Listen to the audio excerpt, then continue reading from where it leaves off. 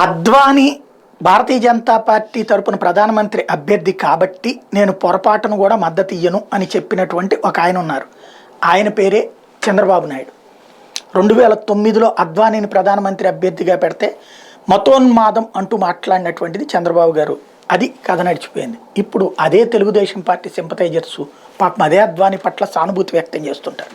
వాస్తవంగా రథయాత్ర, అయోధ్య కోసం రథయాత్రని ప్రారంభించింది అద్వానీ.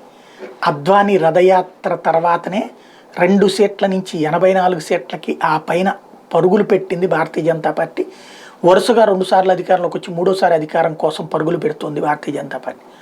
దీనికి అంతటికీ కారణమైంది అద్వానీ, మురళీ మనోహర్ జోషి, ఈ ఇద్దరే. ఆ రోజున ఉన్నటువంటి ఆ ఇద్దరిని ఇప్పుడు వాస్తవానికి అయోధ్యకి పిలిచారు. స్వయంగా ట్రస్ట్ వాళ్ళే వచ్చి ఇన్విటేషన్ ఇచ్చారు.